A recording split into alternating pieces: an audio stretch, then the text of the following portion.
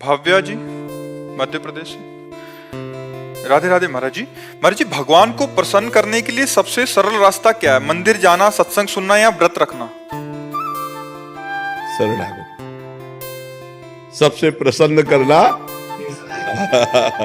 प्रभु मैं किसी योग्य नहीं हूं। भगवान स्वयं अपने श्री मुख से कहते हैं एकादशी स्कंद भागवत में, व्रतांश यज्ञ छंदांश तीर्था नियमा यमा यथा वरुंधित सत्संगा सर्वसंगो पहो ही माम। मैं बड़े बड़े व्रत से वश में होने वाला नहीं, मैं बड़ी बड़ी यज्ञों से वश में होने वाला नहीं, मैं नियम संयम से वश में होने वाला नहीं। अगर मैं वश में होता हूं तो साधु संग से होता हूं। तो साधु संग क्या? भगवान की शरण। हे नाथ मैं जैसा हूं आपका हूं, यही भगवान को प्रसन्न करने का सबसे श्रेष्ठ उपाय है। क्योंकि हमारे पास और कुछ नहीं है। जैसे हम कहते हैं भगवान को भोग लगाएं, यार वो पूरी सृष्टि को पवाता है, हम उसको क्या भोग लगाएं। अब हम कहते हैं व्रत उपवास रहने इतने से क्या होने वाला है, यज्ञ करे तो उन्हीं की वस्तुओं से, दी हुई वस्तुओं से यज्ञ कर रहे हैं। सबसे बढ़िया बात है भगवान की शरण होना। हे नाथ मैं आपका हूं, जैसा भी हूं पर आपका हूं। हमें ये दावा नहीं है कि मैं आपके लायक हूं, पर नाथ जैसा हूं आपका हूं। प्रभु मैं आपकी शरण में हूं, सबसे बढ़िया बात है।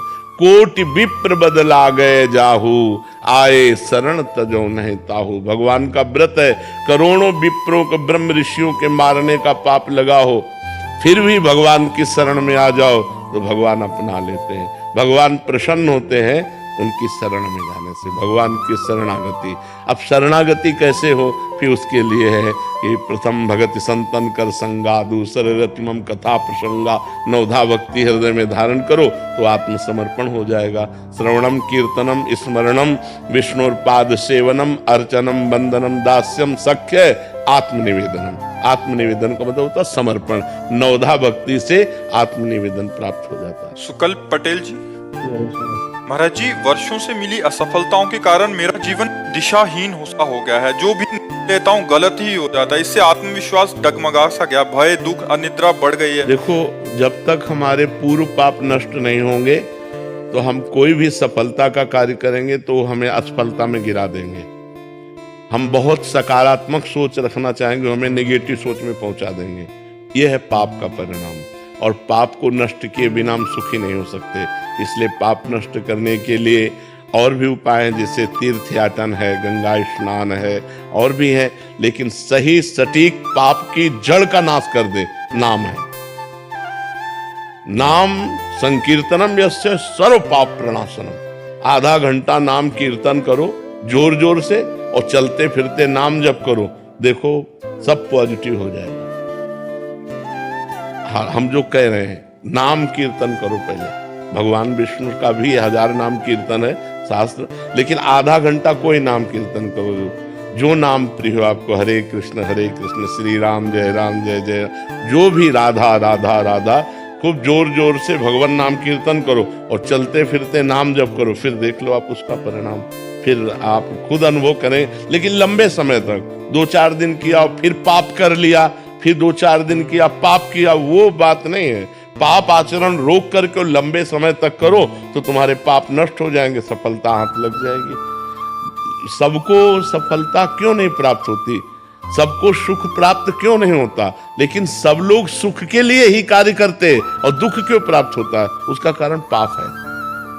हम पाप कर्म वर्तमान में भी करते हैं और जो भूत में पाप कर्म किए हैं वो परिणाम में आ रहे हैं। इसलिए हम असफल हो रहे हैं, दुखी हो रहे हैं, चिंतित हो रहे हैं। नाम जप करो, बहुत आनंद प्राप्त होगा, बहुत आनंद। हम कह रहे हैं लोक परलोक के सब सुख आपको प्राप्त हो जाएंगे। आप डट के नाम जप तो करो। जैसे लोग कहते हैं कि नाम जप करने से क्या खाना मिल जाएगा, तुम खाना की बात क्या करते हो? अगर भगवान का नाम जप करो तो लोक परलोक सब जगह सुख प्राप्त होता है। जहां पाप नष्ट हुए तो सुख ही सुख घेर लेता है। और अगर भाई पाप कर्म करोगे तो पुण्य के प्रताप से ये मिल जरूर सकता है, लेकिन तुम्हारा नाश हो जाएगा। अंत में तुम्हारा नाश हो जाएगा, अंत में तुम जीरो पे होगे, कुछ तुम्हारे पास नहीं होगा। अगर नाम जप कर रहे हो, आज दुखी हो, चिंता मत करो, कल सुखी हो जाओ। हमको भोजन तक नहीं मिले 8-8 दिन, जो आज हम आपको प्रमाण दे रहे हैं कि हम गाड़ी पे चल रहे हैं, तो कल हमको भोजन नहीं मिला, सर्दी में ओढ़ने के लिए कंबल नहीं था, बोरा ओढ़ते थे, टाट। टाट समझते हो ना, जिसमें गेहूं का आटा भरा जाता है, वो बोरा ओढ़कर सर्दी पार करते थे। और आज हम तो आपको क्या बताएं, जब आप समझ लो यही है तो क्या व्यवस्था नहीं होगी। हर व्यवस्था है, राजा बाबू की तरह भगवान रख रहे हैं। तो कल जो था, वो जो दुख में था, उसमें हम धर्म को नहीं त्यागा, बड़ी कठिनाई से आगे बढ़ते रहे। तो आज वो बात आ गई जो लौकिक और पारलौकिक, ये तो सांसारिक सुख है, लेकिन भागवतिक सुख हम तुम्हें एक बता भी नहीं सकते कि कितना भगवान हमें आनंद देते हैं। इसलिए नाम जप करो, चिंता न करो, सफलता चरण चूमेगी यदि भगवान की शरण में हो और भगवान के आश्रित हो। निखिल कुमार जी, राधा राधा महाराज, हरियाणा से। राधे राधे महाराज जी। महाराज जी, मैं पिछले 1.5 वर्ष से यूट्यूब के माध्यम से आपसे जुड़ा हूँ, आपकी आज्ञा में रहकर नाम जप का प्रयास भी कर रहा हूँ। महाराज जी, यूट्यूब वीडियो में देखा कि जब साक्षात्कारकर्ता ने पूजनीय देवरा बाबा जी से प्रश्न किया कि आपकी अवस्था ईश्वर लीन है, इसका क्या कारण है, कैसे ये संभव हुआ, क्या क्रियाएं आपने की ये संभव हुआ, तब देवरा बाबा ने उत्तर दिया, अष्टांग योग मानी ईश्वर में योगी और योगी में ईश्वर, बस यही ईश्वर लीन है, बस इतना ही। और क्रिया तो बताया गया है कि महाराज जी 10 मुद्राओं के बारे में बताया कि 10 मुद्राएं हैं। महाराज जी, इनका अर्थ पूछना चाह रहे थे, और आपके द्वारा बताए गए ब्रह्मचर्य के सभी नियमों का ईमानदारी से अनुसरण करना। नाम जप करो, सब योग का अपने आप पूर्ण हो जाएगा। नाम योग ऐसा है, ये कुंडलनी जागृत कर देगा, ये 60 चक्रों का भेदन कर देगा, ये सब कर देगा। नाम जप में लगो। अब ऐसे शरीर नहीं कि अष्टांग योग का पालन कर सके।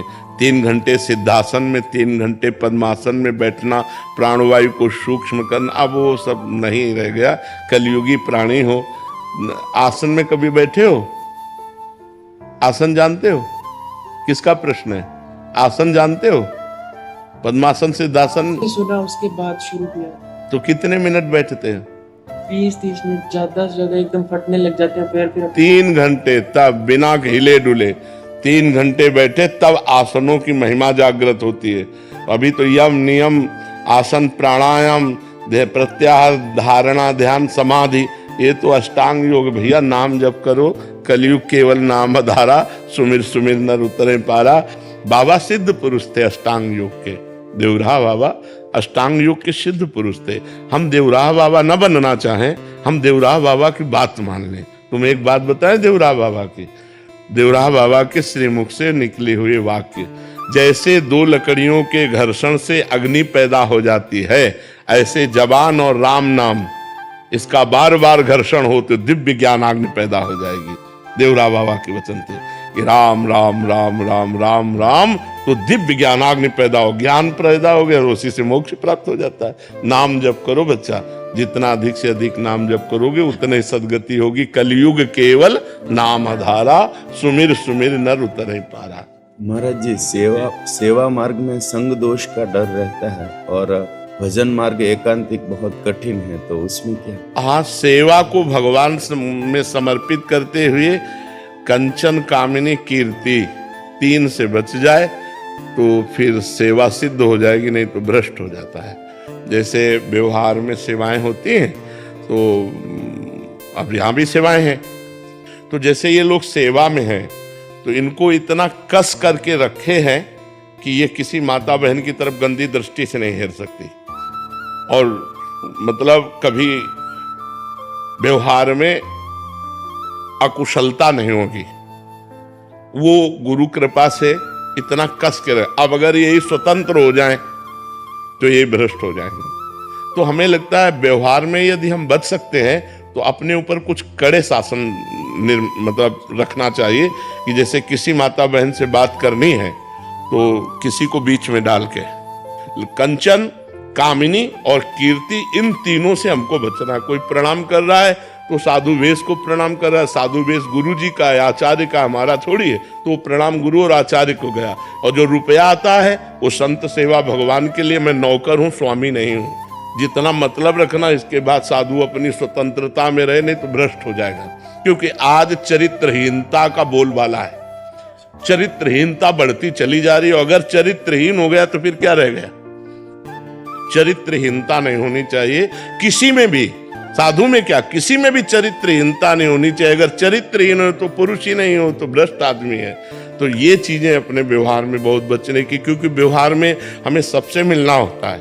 अब जैसे सत्संग में है ऐसे, कोई किसी साधु की निंदा करने लगते तो हम फिर उसको डांटते हैं, सत्संग सुनो, सत्संग सुन के निकलो, दूर जाओ, अपने साधन में तुम लगो, साधु को भजन करने दो। वहां जाकर तुम्हें पैर पकड़ने की जरूरत क्या है? वहां जाके तुम्हें एकांत में मिलने की जरूरत क्या है? वहां जाकर उसे भ्रष्ट करने की जरूरत क्या है? तुम सत्संग सुनो और दूरी बनाओ, और तुम अपने घर में भजन करो, अपनी कुटिया में भजन करो। जब सत्संग सुनने गए तो केवल सत्संग सुनो, साधु से मतलब नहीं रखना, साधु की वाणी से मतलब रखो, उसकी आज्ञा का पालन करो, कल्याण हो जाएगा। तो अपने को बहुत बच के चलना है। कलयुग है, हर चीज माया परोसेगी, पर अपने को बहुत सावधानी पूर्वक चलना है, तो ही बच सकते, नहीं तो बहुत कठिन है।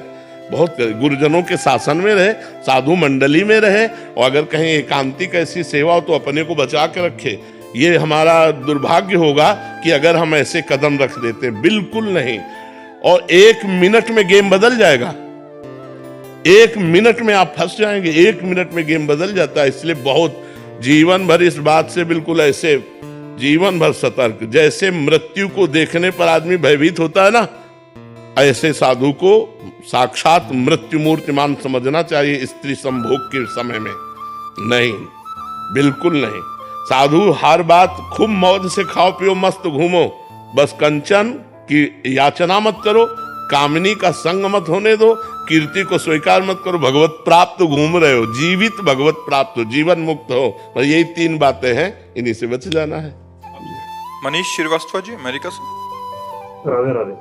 राधे राधे महाराज जी। महाराज जी, आपके चरणों में कोटि कोटि प्रणाम। महाराज जी, मैं पिछले 22 वर्षों से अमेरिका में रह रहा हूँ और मूल रूप से वाराणसी का हूँ।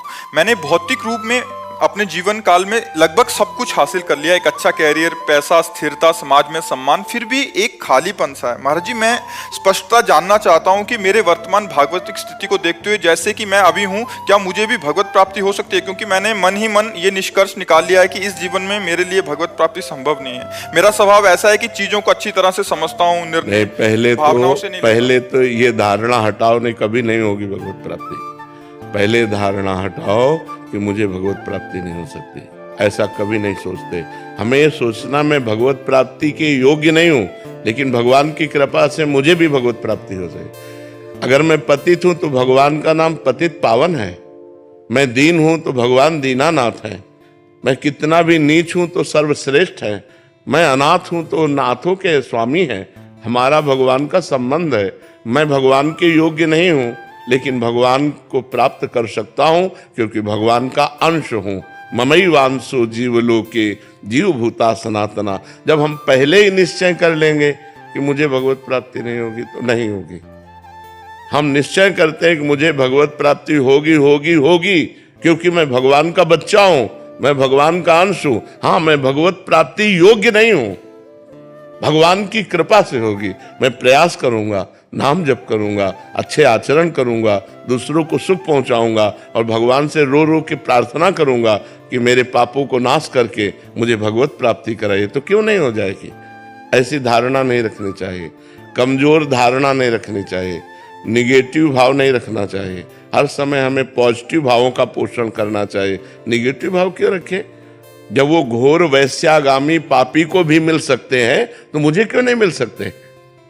पर हम मिलना चाहें, हम भगवान की प्राप्ति करना चाहें। ऐसे ये कह रहे हैं कि मैं किसी भी चीज को लॉजिक से समझता हूँ, पिछले इतिहास से समझता हूँ, तो मतलब मेरे को थोड़ा सा क्या लॉजिक तुम्हें चाहिए?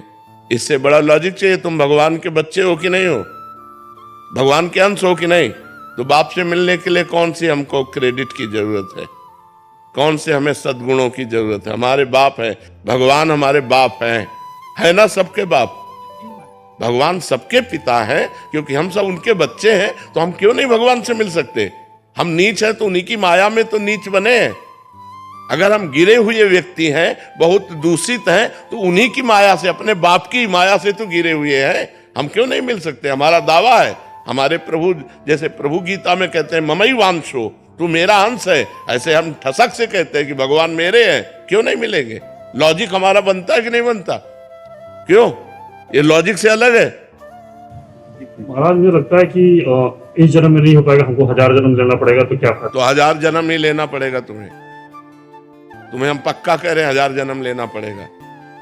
हम इसी जन्म में प्राप्त करेंगे। भगवान के लिए ऐसा क्यों नहीं सोचता? मनुष्य जन्म, 1000 जन्म ही मुझे मिलेंगे, बार बार गारंटी है? विचार करके देखो, बहुत दुर्लभ है मनुष्य शरीर, एक बार मिला है, अब अगली बार हम सुअर कुत्ता बनेंगे, क्या बनेंगे, क्या भरोसा उसमें हम भजन कर लेंगे? अरे हम इसी जन्म में भगवत प्राप्ति करेंगे। जैसे तुमने प्रयास किया विदेश में रहकर सफलताएं प्राप्त की, ऐसे ही ये सफलता के लिए सोचो, मैं हर समय राम राम जपूंगा, कृष्ण कृष्ण जपूंगा, राधा राधा जपूंगा, और मेरी श्वास छूट गई तो मुझे भगवत प्राप्ति हो जाएगी। निराश क्यों होते हो? निराश नहीं होना, उदास नहीं होना, हताश नहीं होना। भगवान हमारे कोई गैर थोड़ी है, भगवान हमारे, हमको क्यों नहीं मिलेंगे? 1000 जन्म तक के सोच लोगे तो देखो, हमको एक सिद्ध संत ने बताया था, हम उस समय 16-17 वर्ष की अवस्था के थे, हम बचपन से घर से निकले 13 वर्ष की अवस्था से। उनका नाम सिद्ध बाल योगी था, वो गंगा किनारे ही रेती पे रहते थे। तो जब उनसे मिले, रात्रि में मिलने का अवसर मिला, तो उन्होंने पहली बात कही, हमने अपनी डायरी में लिख रखी थी कि बेटा, जो बनना है वो सोचो, जैसा बनना है वैसा सोचो, जैसा सोचोगे वैसा बन जाओगे। बस हम संतों की बात पकड़े थे, बड़े बड़े महापुरुषों की बातों को डायरी में अपने लिख लेते, तो बार बार रोज पाठ की तरह, जैसा बनना है वैसा सोचो, जैसा सोचोगे वैसा बन जाओगे। तो जैसे तुमने सोच लिया 1000 जन्म भगवत प्राप्ति नहीं होगी, गारंटी देता हूं नहीं होगी। अगर सोच लिया कि इसी जन्म में होंगी, तो हम कहते हैं बहुत बहुत एक जन्म और खसक जाएगा, लेकिन हमारा नियम प्रण वो हमको एक जन्म बहुत मान लो हमसे चूक हो गई, तो अगले जन्म में पक्का मनुष्य बनेंगे और भगवत प्राप्ति हो जाएगी। हम लंबा क्यों खींचे कि 1000 जन्म हमको मनुष्य शरीर मिलेगा, गारंटी कौन है? कोई गारंटी दे सकता है? पता नहीं नाली का कीड़ा बने, पता नहीं क्या बने क्या ना बने, ऐसी बातें नहीं सोचते। पॉजिटिव सोचो, निगेटिव मत सोचो। भगवान हमारे अंशी हैं, हमारे पिता हैं, हमारे स्वामी, वो मिलेंगे क्यों नहीं यार? कोई गैर है क्या? भगवान को यही तो हम माया का प्रभाव बन गया कि स्त्री पुत्र परिवार शरीर अपना लगता है, भगवान पराये लगते हैं। जबकि भगवान अपने हैं वास्तविक। हम अगर स्त्री से भी प्यार करते हैं तो भगवान से प्यार करते हैं, क्योंकि उसके अंदर भगवान है, इसलिए वो हमें प्यारी लगती है। और उसी स्त्री के शरीर से भगवान हट जाए, अंतर ध्यान हो जाए, तो हम वही प्यारा शरीर जिसको हम प्यार करते थे उसी को आग लगा देते हैं। तो हम कहीं ना कहीं भगवान का ही तो आदर करते हैं। तो हमें मानना चाहिए कि हमारे भगवान प्रीतम है, ठीक है, निगेटिव भाव नहीं रखते। महाराज जी, एक प्रश्न था महाराज जी, जिस समय ऐसा कष्टपूर्ण बाहरी व्यवहार में महाराज जी आपका जीवन था, महाराज जी उस समय भी तो आप भजन करते थे। हाँ, तो उस समय ज्यादा करते थे, उस समय ज्यादा इसलिए करते थे, अब जैसे सुबह से हम लगे तुम्हें समझाने में, उस समय समझाने उस समय केवल भजन था, किसी से मिलना जुलना नहीं, किसी से बातचीत नहीं, रात दिन भजन था। अब तो भजन का विभाग भी हो गया कि भाई 2 घंटे एकांतिक होगा, ये होगा वो होगा। उस समय कोई विभाग नहीं था, केवल भजन था। ना भोजन की व्यवस्था है, ना रहने की व्यवस्था है, रात दिन गंगा किनारे भगवान के भजन में लगे। उस समय भगवान ने ऐसा विधान क्यों नहीं किया आपके लिए? हाँ, भगवान ने उस समय विधान इसलिए नहीं किया कि जब मटकी पक्की हो जाए और फिर पानी डालो तो पानी ठंडा करके पिला देगी, और अगर कच्ची मटकी में पानी डाल दिया तो फैल जाएगी। उस समय कच्ची मटकी थे, अगर ये सुविधा दे देते तो फैल जाते। अब भगवान की कृपा से इस सुविधा का कोई फर्क नहीं है। जो हमारा लक्ष्य है वो हमारे साथ है। ये माया का जो प्रवाह है वो हमारे चित्त को आकर्षित नहीं कर सकता, क्योंकि इष्ट गुरु कृपा से मटकी पक्की हो गई है। तो भगवान ने ऐसी कृपा की कि बिल्कुल संभाल करके ऐसे लाए, और जब ये दिया तब भोगने लायक नहीं रखा। देखो कितने चतुर खिलाड़ी हैं। जब हम खाने लायक थे, जब हम भोगने लायक थे, तब भोग नहीं दिया, और जब भोग दिया तो भोगने लायक नहीं रखा। वो बड़े खिलाड़ी है, वो बड़े कृपालु है, कैसे जीव को बचाते थे। इसलिए भगवान ने उस समय नहीं दिया कि उस समय मटकी कच्ची थी। अगर विषय रूपी पानी डाल दिया जाता तो फैल सकती थी। आज मटकी पक्की कर दी और फिर उसमें भर दिया, तो अब वो ठंडा जल दूसरों को सुख प्रदान कर रहा है। मटकी स्वयं सुरक्षित है और दूसरों की प्यास बुझा रही है। इसलिए ऐसा भगवान ने किया। अरे जी, आपको लगता नहीं कि अब ठीक होते, स्वस्थ होते तो हम अच्छे से? नहीं, इन इच्छाओं का सबका नाश हो जाता है। भजन का यही फल होता है, जब आनंद मिलता है भगवदानंद, तो ये सब गंदी बातें, सब संसार के सुख, ये सब अच्छे नहीं लगते, अपने आप अच्छे नहीं लगते। नहीं तो फिर भगवदानंद का मतलब क्या रहा? जैसे भुने हुए चने को कहीं भी बो दो, कभी अंकुरण नहीं हो सकता, ऐसे ऊसर बरसई तृण नहीं जामा, संत हृदय जिम उपज न कामा। वही संत है जिसके हृदय में कोई कामना न उपज, कि आज हम ये खाएं, आज ये देखें, आज ये भोगने, ये सब इच्छाएं नहीं रह गई। बस निरंतर भगवान जैसे चला रहे हैं, सत्कर्म होता रहे, कोई गलती ना हमसे होने पावे, भगवान का विस्मरण ना हो, बस यही एक कामना है कि कभी भगवान को भूलूं नहीं। बिसरी हो ना बिसारी हो, यही दान मोहि देव, श्री हरिवंश के लाडिले मोहि अपनी कर लियो। मैं आपको न भूलूं और प्रभु आप मुझे न भूले, मैं आपका दास हूं, इतनी बात है, और कोई इच्छा नहीं रह गई। महाराज जी, जैसे आपने बोला कि कोई गलती ना हो, तो अभी भी थोड़ा भय रहता है? हाँ, भय रहता है, अब भी भय रहता है, ये तो मरने तक रहेगा। एक वैश्या थी, तो एक संत भिक्षा मांग के निकलते थे, तो उसने मनोरंजन में कहा कि बाबा तुम्हारी दाढ़ी पवित्र कि मेरे बकरे की दाढ़ी पवित्र? वो कुछ नहीं बोले। 2 साल बाद जब उस मरण सैया पर लेटे हुए थे, बोले उस वैश्या को बुलाओ। बुलाया, कहा बेटा मेरी दाढ़ी अच्छी। तो बोले बाबा ये बात उस समय क्यों नहीं कही? बोले इसलिए नहीं कही कि कभी कुछ हो सकता है, आज मैं मरने जा रहा हूं, अब कुछ नहीं हो सकता, इसलिए दाढ़ी मेरी पवित्र है। तो देखो माया बड़ी बलवान है, बड़े बड़े ब्रह्म ऋषियों को भी आकर्षित कर लेती है। हम तो बहुत छोटे जीव हैं, इसलिए हम भगवान के सहारे हैं।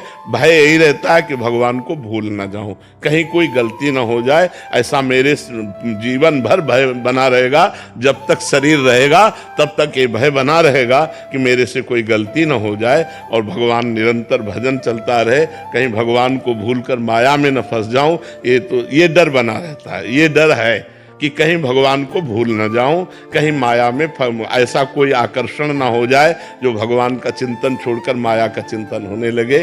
क्योंकि शिव विरंचिका मोहई, माया कैसी है? शिव विरंचिका मोहई को है बपुरान, अस जिय जान भजी मायापति भगवान। ऐसी भगवान की माया की बड़े बड़े ईश्वर कोटि के लोगों को भी मोहित कर ले, तो अपने क्षुद्र जीव हैं, अपने मोहित हो जाए तो कौन सी बड़ी बात है। बड़े बड़े ब्रह्म ऋषियों को नचनी नाच नचा दिया, जो माया सब जगह ही नचावा, जासु चरित लख काहू न पावा। तो उस माया के आगे हम ताल ठोक दे, ऐसी बात नहीं, हमको डरना पड़ेगा कि भगवान आपकी कृपा से आपकी माया कभी हमको आकर्षित न करे, और हम आपके भजन करते हुए शरीर पूरा हो जाए, ये डर रहता है कि कहीं वृंदावन न छूट जाए। अब कहते वृंदावन कैसे छूट जाए? मान लो ऐसी कोई भयंकर पीड़ा हुई, बोले चलो बंबई ले चलो, यहाँ तो अस्पताल है नहीं। हे भगवान कभी हमको धाम न छूटे, नाम न छूटे, कहीं कोई ऐसी परिस्थिति ना, मान लो शरीर में इतना दर्द शुरू हो जाए कि नाम ही छूट जाए, तो नाम न छूटे, धाम न छूटे, कोई गलती न हो, ये बातें बनी रहती मन में।